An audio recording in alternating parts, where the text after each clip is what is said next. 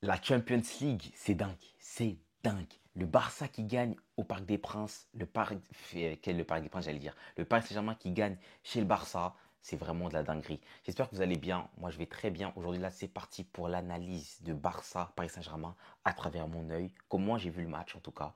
Ce ne sera pas parfait, voilà, mais c'est mon point de vue et ça va être intéressant. Avant que la vidéo commence, n'hésitez pas à lâcher le pouce bleu, à vous abonner et à mettre un petit commentaire. C'est parti. Tout d'abord, ce match, déjà, le score 4-1. Le Paris Saint-Germain qui a perdu le match aller, on s'en rappelle, 3 buts à 2, c'est un match en vrai, ils peuvent le gagner. Voilà, le PSG peut gagner ce match, peut le perdre et peut faire un match nul. En l'occurrence, ils l'ont perdu. Voilà, ça c'est joué à des détails, des détails très importants, notamment au Donnarumma, Beraldo, qui ont été pas mal fautifs en vrai. Cette fois-ci, le Paris Saint-Germain vient dans ce match-là en essayant de gommer les erreurs du passé. Voilà, Luis Enrique, on voit qu'il a réagi, il a vu les problèmes du match aller, il est venu avec de nouvelles intentions. Il a notamment retiré Beraldo de la composition. Là, on peut faire un petit tour au niveau des compos. On a Achraf Hakimi, Marquinhos, Hernandez et Nuno Mendes. Voilà, c'est Beraldo qui a été retiré. Au milieu de terrain, par contre, Vitinha et Ruiz sont encore là. Voilà, c'est les indéboulonnables. Et de l'autre côté, on a eu la titularisation de WZE, Warren Zahir Emery. Le milieu de terrain parisien a vraiment été meilleur que celui de barcelonais, hein. Même lors du match aller, c'était un peu la même chose. Mais bon, il y a eu des phases où voilà, c'était un peu plus compliqué pour les Parisiens. Mais là, l'intensité a été tenue. Zaire Emery qui fait un bon match sans ballon. Mais c'est vrai qu'avec le ballon, il a été plutôt fantomatique.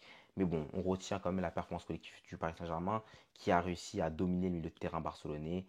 En attaque, du coup, on a eu droit à Bradley Barcola à gauche, Dembélé à droite et Mbappé en pointe. Du côté barcelonais, après leur bonne performance au match aller, parce que voilà, on ne va pas leur retirer comme leur performance, eux devaient garder le score. Garder le score, au moins faire un match nul ou ne pas perdre. Bah non, en vrai, juste garder le score, il ne fallait pas qu'ils perdent. Voilà. Ils ont aligné quasiment la même équipe que le match aller, à la différence près de Pedri qui cette fois-ci a débuté titulaire. C'était plutôt un bon choix. En vrai, la composition était cohérente. Franchement, elle était cohérente. Rafinha, il a refait ses tresses lundi. Il les avait retirés, mais il les a refait. Franchement, à chaque fois qu'il fait ses tresses, il est efficace. Carrément, il a marqué encore aujourd'hui la preuve. Du coup, dans le contenu, qu'est-ce que ça a donné? Sur le point statistique, déjà, on peut regarder que le Paris Saint-Germain a dominé, du coup, a eu 67% de possession et le Barça 33%. Après, bon, ça s'explique aussi par le carton rouge. Il y a eu 21 tirs pour le PSG et 7 pour le Barça. Voilà, les statistiques vont complètement aux côtés du Paris Saint-Germain et du coup, le score reflète un peu ces statistiques-là. Maintenant, sur le contenu du match, est-ce que le match aurait dû déborder autant? Je ne pense pas. Mais je pense que le Paris Saint-Germain aurait quand même gagné. Pourquoi? Le match commence, on a le Paris Saint-Germain qui met énormément de pression à FC Barcelone. En fait, le match commence comme le match aller, hein, exactement de la même manière. Sauf à la différence près que le Barça, Xavi, tactiquement, j'ai l'impression qu'il est venu avec les mêmes intentions que le match aller. Sauter le milieu de terrain, trouver directement Lewandowski, essayer de faire quelque chose avec. Sauf que cette fois-ci, Lewandowski, il est tombé sur des gros clients. Hernandez, Marquinhos, là, il n'y avait pas Beraldo pour s'amuser avec lui, hein. Dès qu'il contrôlait un ballon, tampon.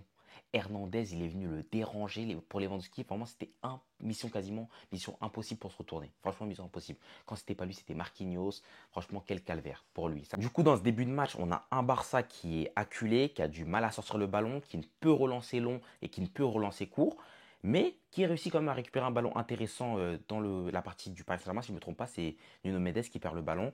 À la suite de ça, il réussit à sortir rapidement du pressing du PSG. Et du coup, sur le seul moment d'inattention, longue passe de Araujo sur Lamine Yamal qui se retrouve en 1v1 avec Nuno Mendes.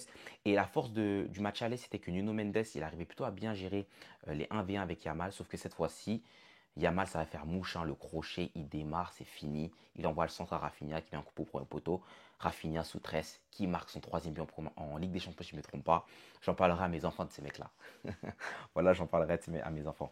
Le Barça qui commence le match du coup avec 1 but à 0. Un peu comme le match aller, ils avaient l'impression, parce que voilà, tu marques dans un temps fort du Paris Saint-Germain.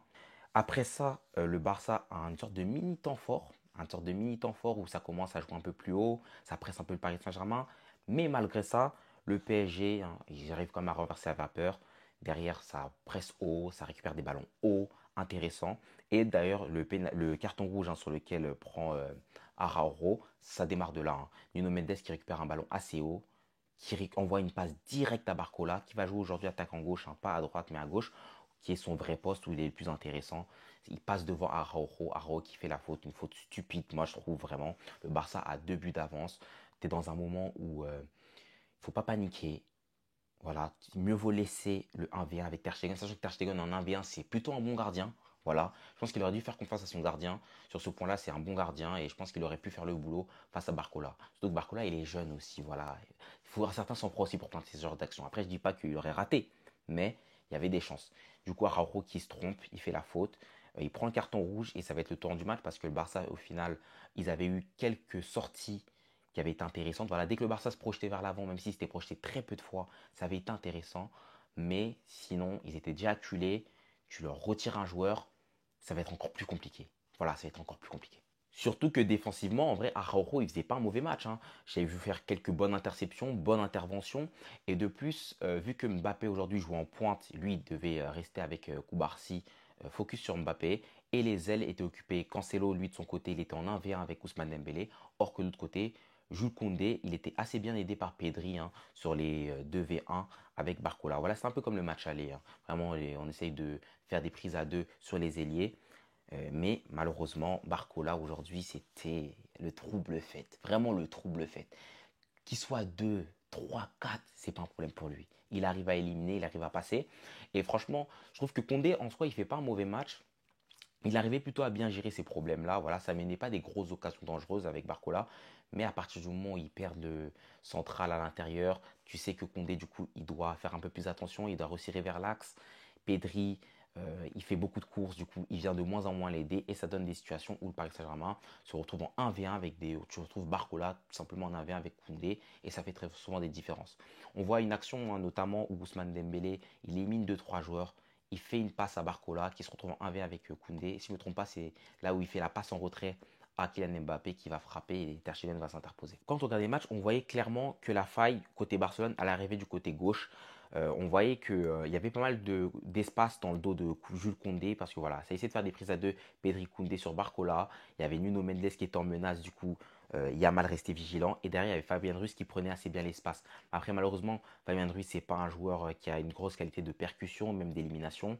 Si Zaire Emery avait été à ce moment-là dans cet espace-là, je pense qu'il serait un peu mieux débrouillé que Fabien Ruiz. Mais bon, voilà, dans la projection, Fabien Ruiz a quand même été intéressant sur ces phases-là, même si ça n'a pas toujours payé. Du coup, le fait qu'il soit un joueur de moins va compliquer énormément la tâche au FC Barcelone. Et le but du Paris Saint-Germain vient de là. On voit, il y a Vitinha qui vient fixer. Vitinha, par contre, on va en parler après. Vitinha qui arrive fixer les deux milieux de terrain. Il fait mine d'aller à droite, mine d'aller à gauche. Les deux milieux de terrain sortent un peu. Il trouve Barcola qui va être en 1v1 direct avec Koundé, qui va envoyer un super centre. Malheureusement, Mbappé ne va pas réussir à le couper. Au deuxième poteau, il y a qui? Ousmane Dembélé qui va envoyer la frappe directement dans les cages. Mais en fait, Ousmane Dembélé, lorsqu'il joue contre le FC Barcelone, c'est qui? Sur l'année, il fait que rater. J'ai vu rater des trucs de ouf, des trucs faciles. Mais quand il joue contre le FC Barcelone, il punit. On se rappelle, hein, de la demi-finale, hein, de Ligue des Champions contre Liverpool où à la fin du match, il rate un truc de ouf. Carrément, à l'époque, ça veut dire qu'il avait raté son time finishing. Il avait fait un time finishing rouge. Pour ceux qui jouent à FIFA, vous savez. Mais là, Mbappé, Dembélé, pardon, quand c'est le Barça, il punit. Vraiment, c'est vraiment ouf ce mec.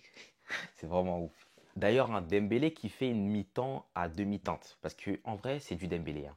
Il fait une première mi-temps où il fait tout bien en même temps, tout mal.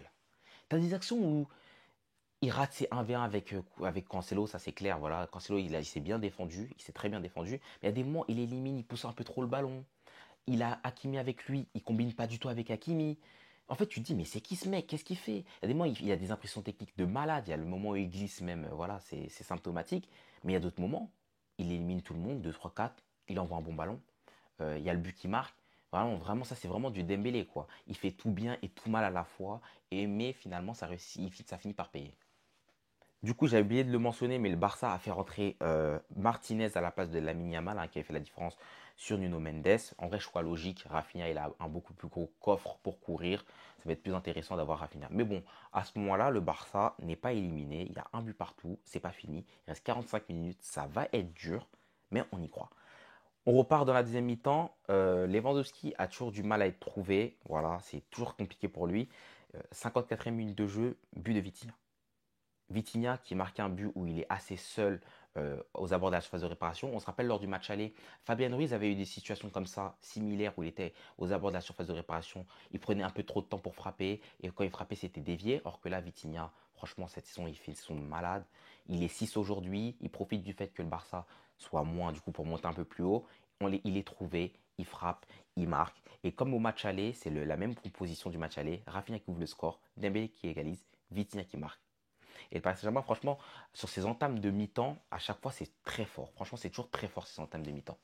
Le Barça acculé à ce moment-là, contrairement au match aller où ils avaient fait rentrer Pedri qui avait tout calmé, Pedri déjà sur le terrain, ils peuvent faire rentrer personne et il y a Xavi qui va se prendre un carton rouge. Et en fait, c'est symbolique parce que lorsque au match aller, le Barça paniquait, ils ont fait rentrer Pedri, Xavi a fait les bons choix, était calme, il a fait rentrer Pedri, Félix, voilà, ça a tout changé. Sauf que là, tu vois même que Xavi pète un plomb. Je pense en plus c'est sur une faute au milieu de terrain sur peut-être Lewandowski ou peut-être une touche, un truc comme ça. Xavi pète un plomb, il prend le rouge derrière. Et ça a été révélateur. Araujo qui perd son sang-froid, Xavi qui perd son sang-froid. Malheureusement pour Barça, c'est ça qui a joué. Franchement, c'est ça qui a joué. Après, je dis pas que si Xavi avait été là tout le match, ils auraient gagné. Je dis pas ça. Mais je dis juste que sur le point de vue mental, on voit que le carton rouge d'Araujo, il a énormément touché le FC Barcelone et Xavi vrille derrière ça. À la différence du match aller, on se rappelle que le Paris Saint-Germain avait loupé cette balle du 3-1, sauf que là, le 3-1 va venir. Il va venir à la suite de quoi? À la suite d'un très bel échange au milieu de terrain. Voilà, le Barça, ils sont moins, ils sont dans leur surface de réparation. Il faut faire écarter leur bloc. C'est simple, ça fait transiter la balle de gauche à droite, de gauche à droite. Et ça part sur la droite. Dembélé qui rate un peu son contrôle. Cancelo qui arrive derrière et qui vient le faire cette faute malheureuse. Franchement, cette faute malheureuse parce que Cancelo, il fait un bon match en vrai contre Dembélé. Et je pense que c'est sa seule mauvaise faute de ce match sur son duel avec Dembélé. Et ça fait mouche, voilà, penalty. Mbappé qui va transformer ce penalty. Vraiment, ce Dembélé, il est ingérable. Il fait tout bien, tout mal. Voilà, ce match, parce qu'il rate un contrôle, mais il récupère le penalty derrière. En fait, c'est ça, en fait. C'est Dembélé, c'est dingue. Mbappé, du coup, qui marque un but dans un match où il n'est pas excellent. Voilà, on va dire la vérité. Il occupe un poste d'attaquant de pointe, un poste qu'il n'aime pas. Voilà, on se rappelle hein, de l'affaire Pivot Gang de l'an dernier qui a plombé pour moi le collectif du Paris Saint-Germain. Mais là, aujourd'hui, je trouve qu'il a assez respecté son poste. Voilà, il joue en pointe.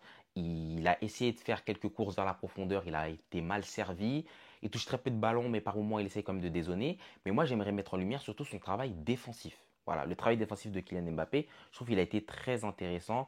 Il a essayé de faire les courses qu'il faut. Moi, je trouve qu'il a vraiment respecté son collectif. Et quand je vous dis qu'il a fait des efforts, on voit même le dernier but, hein, le but du 4-1 de Kylian Mbappé. À la base, c'est lui qui vient récupérer un ballon très bas. Il vient récupérer un ballon de la surface de réparation. En fait, c'est vraiment symptomatique du collectif du Paris Saint-Germain et de son implication aujourd'hui dans le jeu. Il vient récupérer du coup ce ballon très bas. Il part en contre-attaque, action bizarre un peu, ça tire dans tous les sens, mais ça tombe dans ses pieds. Il vient marquer et il sort finalement avec un doublé dans un match qui n'aura pas été excellent, mais il aura fait les efforts. Voilà, c'est ça qu'il faut dire. Il aura fait les efforts aujourd'hui, Kylian Mbappé. Et ça, c'est et franchement, ça a été très profitable au collectif. Barcola a fait son boulot à gauche, Dembélé a fait son boulot à droite, Mbappé est resté en pointe, il a tiré les centraux, il a fait son boulot. Voilà, il a fait son boulot, pas impressionnant. Malgré ça, le Paris Saint-Germain du coup gagne 4-1, mais le Barça n'était pas mort. Le Barça n'était pas mort, ils ont quand même eu leurs opportunités à un moment donné. Le Paris Saint-Germain, on voyait qu'au 3 buts à 1, Enrique demandait aux joueurs de se calmer. Voilà, il y a eu plusieurs situations où Enrique demandait à se calmer. Ils réussissent finalement à se calmer, mais il s'endort un peu trop. Voilà, ça s'est un peu trop endormi à un moment donné. Je vois que Hernandez perd une balle assez facile, ça part en contre derrière. Heureusement que Marquinhos vient dévier la balle. Carrément, il fait cette action en mode revanchard, comme il avait fait avec Thiago Silva face à Liverpool à l'époque. Voilà, j'aime bien cette mentalité. D'ailleurs, Marquinhos a fait un très bon match. Il y a plein de petites actions comme ça où franchement le Paris Saint-Germain s'est laissé aller. Nuno Mendes qui perd un ballon très bas. Voilà, ils se sont laissés aller, ils se sont endormis à trop vouloir calmer le match. Le Barça aurait pu revenir, ils auraient eu leurs petites opportunités, mais voilà, c'était pas suffisant. Donnarumma qui n'a pas fait un match non plus de dingue. Mais en tout cas, le Paris Saint-Germain, une victoire méritée. Ils ont mis l'intensité qu'il faut. Enrique a réglé les problèmes tactiques du match aller et ils sont partis chercher cette victoire. Voilà, moi je trouve que ça a été correct. Du coup, au final, le Paris Saint-Germain qui va se qualifier, un Barça qui va péter les plombs, qui pensait mettre la même tactique que le match aller et que ça allait passer, pas du tout.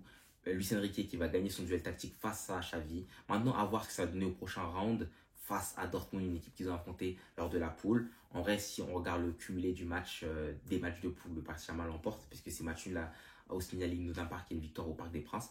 Je pense que c'est un match abordable pour le Paris Saint-Germain, attention à ne pas sous-estimer. Voilà, on sait que Dortmund, ça a pas mal perturbé quand même en poule. Ils ont fait les troubles faits et ils font une très belle campagne. Voilà, une très belle campagne. Ils ont plus que ça à jouer. Bon non, il y a la course aussi pour l'Europe pour Dortmund, j'ai oublié. Voilà, c'est contre Stuttgart. Mais en tout cas, très intéressant le Paris Saint-Germain aujourd'hui. Voilà, c'était l'analyse du match. N'hésitez pas à vous abonner. Pas mal de vidéos vont continuer à sortir. Je vais essayer d'être de plus en plus actif.